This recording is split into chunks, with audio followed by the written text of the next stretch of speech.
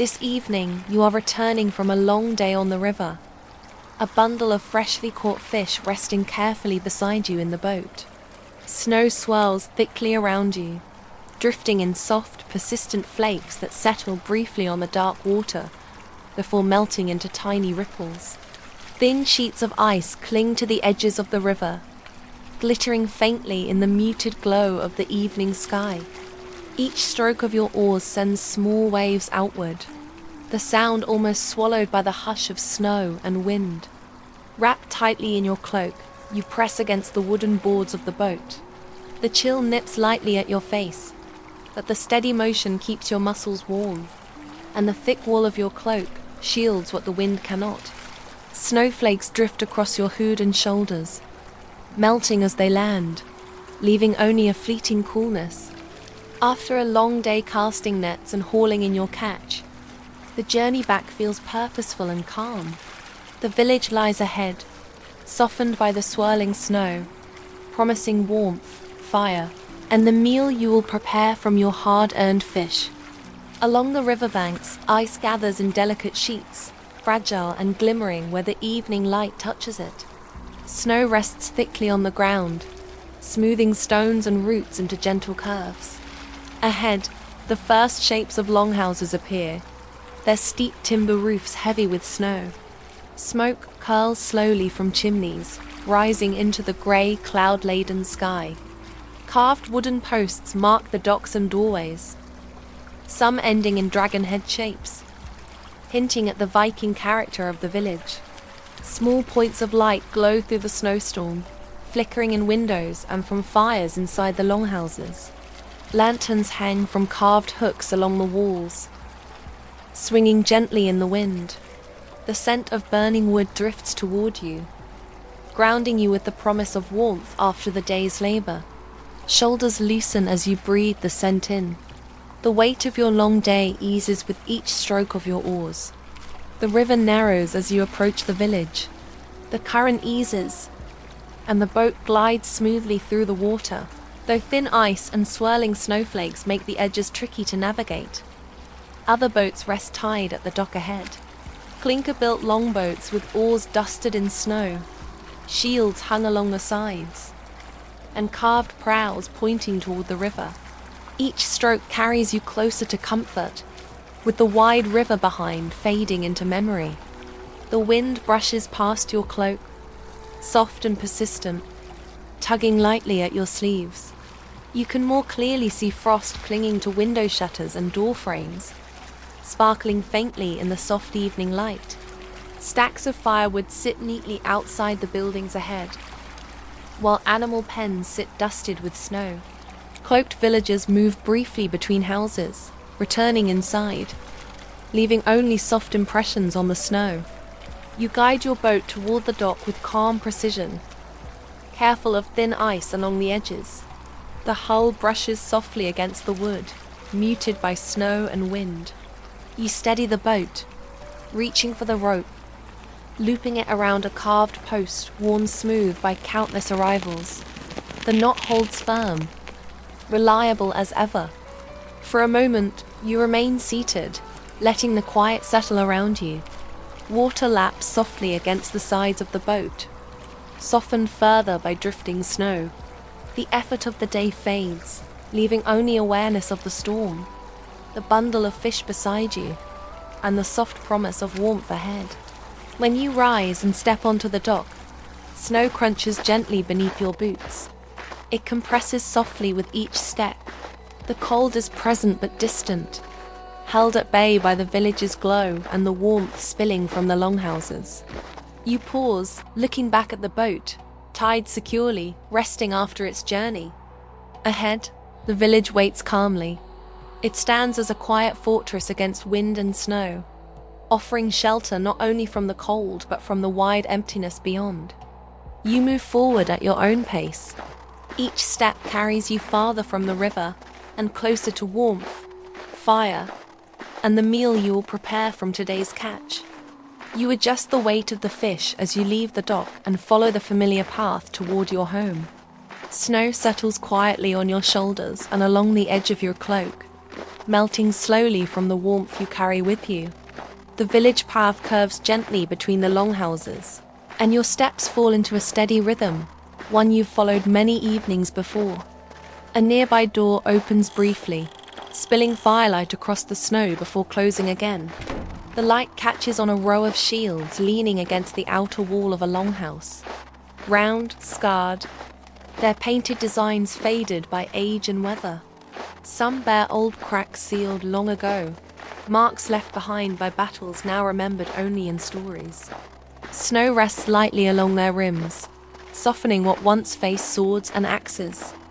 Farther along, lengths of woven cloth hang from a simple line stretched between two posts. The fabric moves faintly in the breeze, stiff with cold, dyed in muted reds and blues.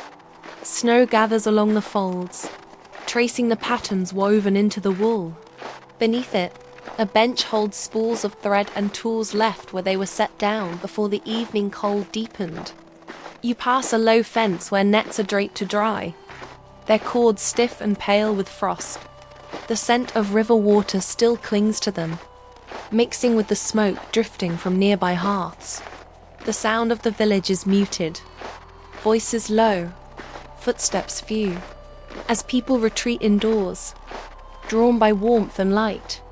As you near your home, the snow thickens slightly, brushing against your face and hood. The longhouse stands ahead, its roof heavy with snow. Carved posts frame the entrance, worn smooth by generations of passing hands. You pause briefly, shifting the bundle of fish, aware of the quiet satisfaction that comes with returning after a full day's work. You step closer to the door, leaving the open evening behind. The warmth waits just inside, along with fire, food, and rest. Snow continues to fall outside, but it no longer follows you all the way home. You push the door open and step inside, pulling it closed behind you as the sounds of the storm soften at once. Snow slips from your cloak and boots, melting into the packed earth near the threshold. The warmth of the longhouse meets you gradually, not sharp, but deep and steady, rising from the central hearth, where a fire burns low and constant. Firelight stretches across the room, catching on beams darkened by years of smoke.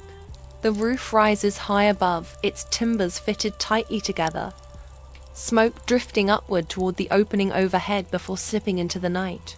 The scent of pine resin and dried peat lingers in the air, layered with wool, wood, and the faint trace of earlier meals. You set the bundle of fish down near the hearth and untie it carefully. The fish glisten faintly in the firelight, their scales catching soft flashes of copper and silver. They are laid out on a broad wooden board, worn smooth by years of use. Nearby rests a small collection of tools. A knife with a handle polished by countless evenings, a stone for sharpening, a shallow bowl carved from ashwood. Along the walls, benches run the length of the longhouse, layered with furs and woven blankets. Some are folded neatly, others draped loosely where they were last set aside. Above them, shields hang from wooden pegs driven into the beams. Their painted designs have faded with time, reds and blacks dulled by smoke and years of handling. Small repairs mark where wood once split under force, each shield carrying its own quiet history. You kneel near the hearth and add a few pieces of wood to the fire, adjusting them until the flames settle again. The warmth spreads outward, easing stiffness from your hands. As you begin cleaning the fish, the rhythm of the work takes over. Measured cuts, practiced motions. The sound of blade against wood blends with the soft crackle of the fire. A pot hangs above the flames from an iron hook, its surface darkened from long use. Inside, water warms slowly. You add the fish one by one, then reach for a small pouch hanging from a peg. Dried leeks, wild onion, and a pinch of salt fall into the pot. The scent changes gently as the herbs warm, becoming fuller, more grounding. Nearby, flatbread rests beneath a cloth, kept warm near the edge of the hearth. A crock of butter sits beside it, pale and firm. On a shelf along the wall, wooden bowls are stacked neatly, their rims nicked and smoothed with use. A drinking horn rests among them, polished to a dull sheen. While the stew simmers, you move through the longhouse, setting things in order. Your cloak is hung on a peg near the door, steam lifting faintly from the damp wool. Boots are placed closer to the fire, turned so the leather warms slowly. Snow melts into the floor and disappears without notice. The firelight reveals carved details along the beams, simple knotwork and animal shapes worked into the wood. Smoke has softened their edges over time, rounding sharp lines into gentle curves. From the rafters hang bundles of dried fish and herbs, tied with twine and swaying slightly as warm air rises. Near one wall stands a loom, its frame sturdy and well used. A length of cloth hangs half finished, woven in muted reds and greys. Spools of thread sit nearby, tucked into a shallow basket. The loom waits patiently, paused until daylight returns. The scent of the stew deepens as it cooks. You stir it once, then leave it to settle. The sound is soft and steady, a quiet murmur beneath the fire. When it is ready, you ladle the stew into a wooden bowl. Steam rises slowly, carrying the scent of fish and herbs. You tear the flatbread into smaller pieces and set them alongside. You sit near the hearth as you eat, close enough to feel the fire's warmth without crowding it. The flavors are simple and familiar. The bread softens as butter melts into it, soaking into the grain. Each bite feels earned, the kind of meal that follows a full day's work. Your mind drifts to old stories told to you long ago while you enjoy the flavors and warmth of your meal. You remember an old story told during long winters about a sailor who followed drifting ice too far north and found an island that was not on any map, where the sea stood still and the stars hung low enough to touch. They said he returned changed, speaking less, listening more, carrying a piece of carved bone marked with symbols no one could fully read. The story was never meant as a warning, only a reminder that the sea holds more than fish, and that some journeys leave marks deeper than cold or distance. When you finish, you rise with your bowl and carry it across the room to a basin, where it is cleaned and rinsed with warm water, then catered to other tasks to put things in order. The cooking pot is lifted higher on its hook, out of the fire's direct heat. You shift the embers, banking them carefully so they will last through the night. Ash settles softly as you work. The longhouse grows quieter. Outside, the storm continues, but it reaches you only as a faint presence now, a muted hush pressing gently against the walls. Inside, the air remains warm and steady. You take a few more moments to tend to smaller tasks. A knife is wiped clean and returned to its place. A coil of rope is straightened near the door.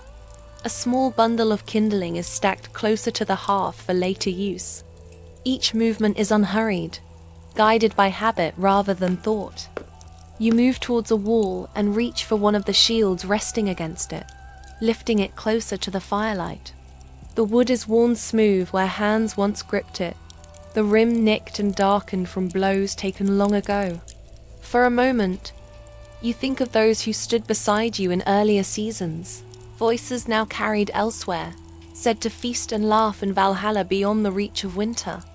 The shield feels steady in your hands, a quiet reminder that while battles fade, the bond between warriors does not. Firelight moves slowly across the walls as the flames settle lower. Shadows shift along the beams, tracing the shapes of shields, tools, and hanging herbs. Smoke drifts upward in a thin line, leaving the air clear. You set the shield down carefully and move near the center of the room, listening to the quiet. The longhouse holds steady around you. Timbers firm, fire contained, warmth gathered inward. Outside, snow continues to fall, piling against the walls and softening the village beyond. Nothing calls for immediate attention now. The work of the day is finished, the meal complete, the evening well underway. The longhouse remains awake with you, calm and prepared for the night ahead. The warmth of the longhouse settles around you as the evening reaches its quietest hour. Near the wall, a shallow basin waits where water has been set aside to temper in the heat. You dip your hands in slowly, the coolness a gentle contrast against the warmth that clings to your skin. The water carries away the lingering traces of the day. Salt from the river, the faint scent of fish, the grit gathered from travel. You rinse your palms carefully, then lift the water to your face, letting it clear your thoughts as much as it cleans your skin. You dry your hands on a linen cloth, worn thin from years of use, and set it back where it belongs. The simple act feels familiar, grounding, part of a rhythm shaped by many evenings like this one. Outside, winter presses in, but here the fire holds steady. Your heavier clothes are loosened off and set aside. The cloak, still dusted with melting snow, is hung where the warmth can reach it. The woolen layers beneath follow, folded without thought, their weight already forgotten. You change into garments meant for rest. Soft wool, warm and flexible, shaped by long use. They settle easily against you, free of the stiffness carried by travel and work. For a moment, you stand quietly, feeling the longhouse around you. The fire has burned down to a steady bed of embers, glowing red and gold beneath darkened wood. Shadows move slowly along the walls, stretched by the flickering light. Everything here feels contained, held together by wood, stone, and habit. Before settling, you step closer to the doorway. You lift the edge of the hide just enough to look outside. Snow falls steadily, thickening the air until the village beyond seems softened and distant. Roof lines blur beneath white layers, paths disappearing beneath fresh drifts. The wind moves quietly now, no longer sharp, its voice lowered as if the night itself has grown tired. Winter has fully taken hold. There is no doubt of it. You let the hide fall back into place, sealing the warmth inside once more. The longhouse closes around you again, steady and protective. You turn toward the fire, where the bed waits along the wall. Layers of furs and woven blankets arranged carefully, just as they are every night. You lower yourself onto the edge of the bed, the wood beneath you solid and familiar. For a while, you sit there without moving, hands resting loosely in your lap. The firelight draws your attention, flames rising and settling, embers shifting softly beneath them. The room feels smaller now, not confining, but close in a way that brings comfort. Outside, snow brushes against the walls. Somewhere farther off, the village rests beneath the weight of winter, each home holding its own quiet. You lean back slightly, easing the tension from your shoulders. The day has asked enough of you. The rhythm of the evening carries you forward without effort. You stretch out on the bed and draw the furs up around you. They settle into place, heavy enough to feel secure, light enough to allow easy movement. Warmth gathers quickly, spreading from your feet upward, sealing you away from the cold beyond the walls. As you lie there, your thoughts begin to drift in simple, practical ways.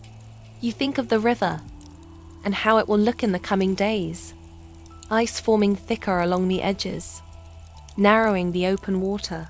Fishing will take more patience now.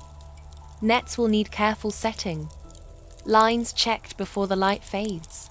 The catch may be smaller, but the work will continue, shaped by the season as it always is. You consider how early the mornings will come, how the air will bite sharper with each passing week. Still, there is comfort in knowing what lies ahead. Winter brings its own order, its own steady pace. Each task fits into its place, guided by experience and memory. The fire dims slightly as the embers settle deeper, casting a softer glow across the room. Your breathing slows without thought, matching the calm rhythm of the longhouse itself. Muscles loosen, releasing the last traces of effort carried from the journey home. Outside, Snow continues to fall, covering the village in silence. Inside, the warmth holds firm. The longhouse stands as it always has, sheltering those within it from wind and cold alike. There is nothing more you need to do tonight. Tomorrow will come when it comes. For now, you rest within familiar walls, wrapped in warmth, the fire watching over you as the winter night deepens beyond the door. You are safe. You are warm, and sleep comes naturally, carried in on the quiet breath of the fire and the steady fall of snow.